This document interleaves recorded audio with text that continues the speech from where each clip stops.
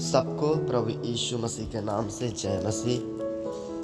प्रिय भाइयों और बहनों, आज के इस संसार में जब हम मसीहियत को देखते हैं तो किस नज़र से लोग दिखा रहे हैं? क्या मसीहियत केवल चमत्कार करने का एक साधन बन गया है?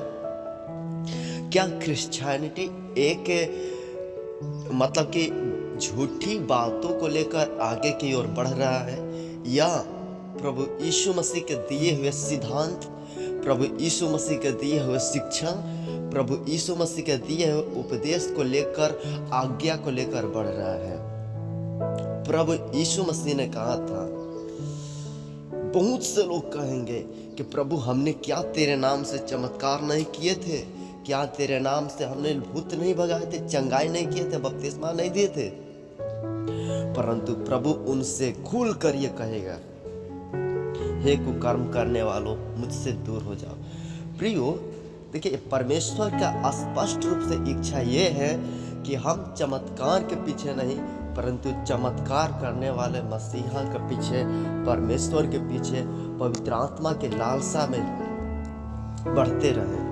परंतु आज लोग जो चमत्कार कर रहा है उसी पास्टर के पीछे जा रहे हैं, या एक भ्रम है और 100% शैतानवादी विचार है। इसलिए हम इस बात के ऊपर ये प्रूफ कर सकते हैं, क्योंकि जब मूसा फिरौन के सन्मुख में जबरदस्त रूप से चमत्कार किया, फिरौन भी चमत्कार करवाया अपने जादू टोना करने वालों के साथ। इसीलिए आज के लोगों को यह शिक्षा देना बहुत ही आवश्यक है कि क्रिश्चियनिटी जो है साल्वेशन देता है, उद्धार देता है, प्रेम देता है, परमेश्वर का स्पष्टीकरण वचन देता है, सुसमाचार देता है, ना कि केवल चंगाई चमत्कार। और लोग इस बात के ऊपर झूठी खुलासा भी कर रहे हैं।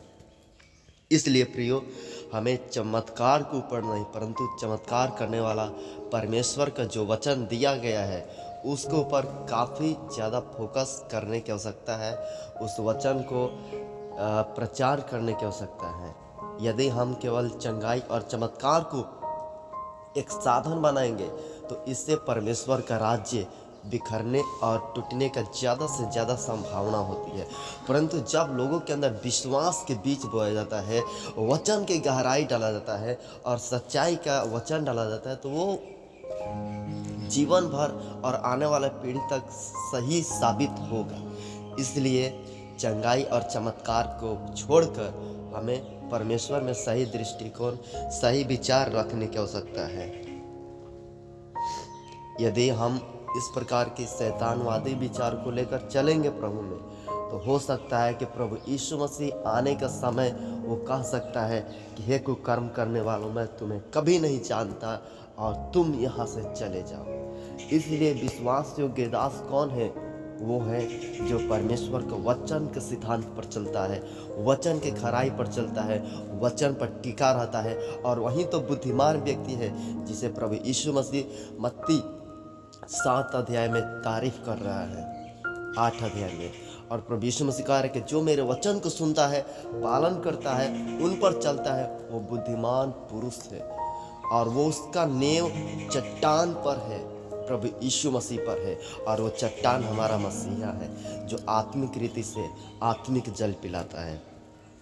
प्रियो, फिलहाल इस वीडियो में इतना ही। आज की जो वातावरण क्रिश्चियनिटी में देखा जा रहा है वो किस प्रकार का नज़र आ रहा है? क्या आप कुछ समझ पा रहे हैं कि आपके साथ क्या किया जा रहा है? यदि आप परमेश्वर के वचन में कमज़ोर रहेंगे और उसके वचन की सच्चाई में, तो स्पष्ट रूप से आप भी इन बहकावे में आ सकते हैं कि चमत्कार करने वाले पास्टर के साथ ही हमें रहना चाहिए। परंतु यह 100% गलत है। हम परमेश्वर के पीछे पीछे चले, उसकी अगुवाई में, उसकी आत्मा की भरपूरी में चले, ना कि चमत्कार करने वाला पास्टर के पीछे पीछे। यह बहुत बड़ा धोखा है और इस धोखे से बचकर रहे। परमेश्वर के सिद्धांतवादी विचार के ऊपर चले। परमेश्वर सबको बुद्धि ज्ञान दे, पवित्र आत्मा का प्रकाशन दे, पवित्र आत्मा का सामर्थ्य को दे, ताकि लोग सही और गलत के फर्क को पहचान पाए। याद रखें, शैतान भी चमत्कार करता है, लेकिन उसमें सत्य नहीं, परमेश्वर में सत्य है। अगर वो चमत्कार करता है परमेश्वर, तो अभी वो सत्य है, क्योंकि सत्य ही परमेश्वर है। और सत्य के पीछा जरूर करें। आमीन।